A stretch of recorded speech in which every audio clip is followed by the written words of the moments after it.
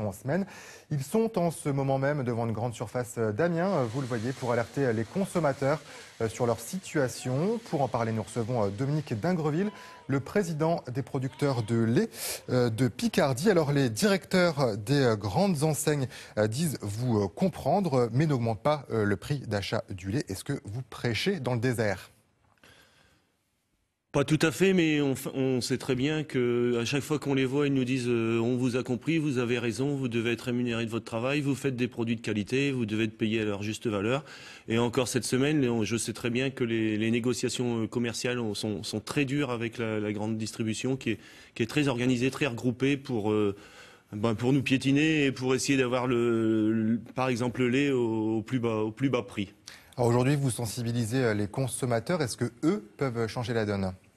Les consommateurs peuvent aussi agir dans notre sens en consommant en français, en faisant bien attention à la provenance des produits.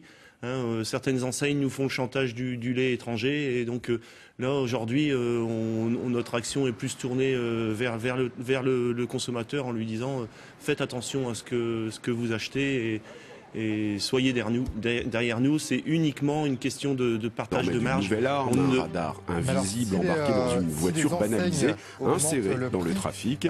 La cellule radar est cachée sous la plaque d'immatriculation et sur le tableau de bord, une caméra filme l'infraction. Les véhicules qui sont relevés en infraction sont pris en photo, mais avec un flash infrarouge.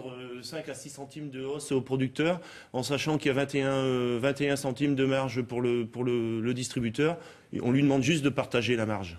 Alors la hausse de vos charges, c'est principalement la nourriture, l'envolée du prix des céréales. Est-ce que vous tentez aussi de négocier de ce côté-là ?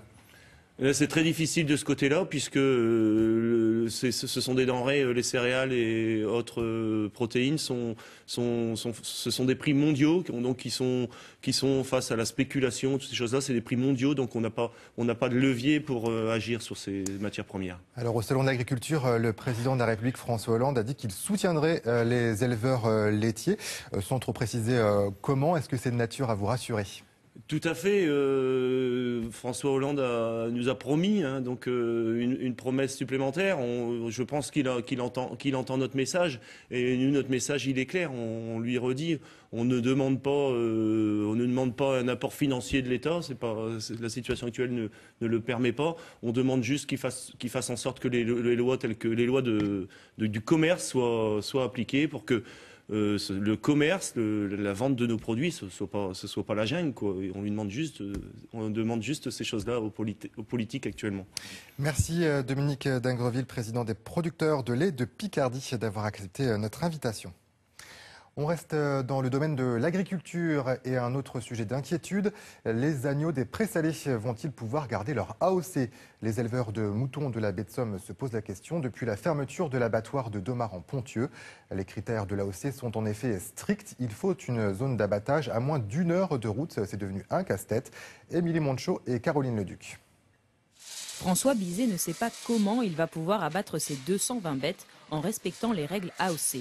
Seule solution pour lui, se rendre dans le Pas-de-Calais, à l'abattoir de Fruges, ou demander une dérogation à l'Institut national des appellations d'origine pour pouvoir abattre à Montdidier. Si on a l'abattoir de Fruges ne peut pas, si on n'a pas une dérogation pour Montdidier, eh ben on perd l'appellation d'origine contrôlée. Et donc là, après, c'est 15 ans de travail mis à l'eau et voilà, et une production aussi qui va disparaître. L'abattoir de Fruges n'est pas vraiment la solution idéale pour les éleveurs de la baie de Somme. Ils ne disposent que de chaînes pour les porcs et les bovins. Un problème au moment d'enlever la peau de l'animal. Tout est sur une question de taille et sur une question de... plus par rapport à la conception des chaînes, qui est à la base prévue pour le travail sur les gros bovins. Les capacités de l'établissement sont également limitées. Impossible d'accueillir tous les moutons de prés-salés. Aujourd'hui, il reste un petit créneau. S'il fallait dépanner les éleveurs de cette zone, il reste un petit créneau, mais il serait imposé par le directeur d'abattoir et sur un nombre de moutons qui ne dépasserait pas 70 à 80 moutons par semaine. Inquiets de la situation, les élus cherchent aujourd'hui une solution. Moi, ce que je souhaite vivement, c'est que la Chambre d'agriculture, qui est favorable, travaille avec les éleveurs, avec le Conseil général, avec la communauté de communes, pour qu'on puisse réinstaller, réimplanter un outil neuf, un outil productif, un outil de qualité. Car au-delà de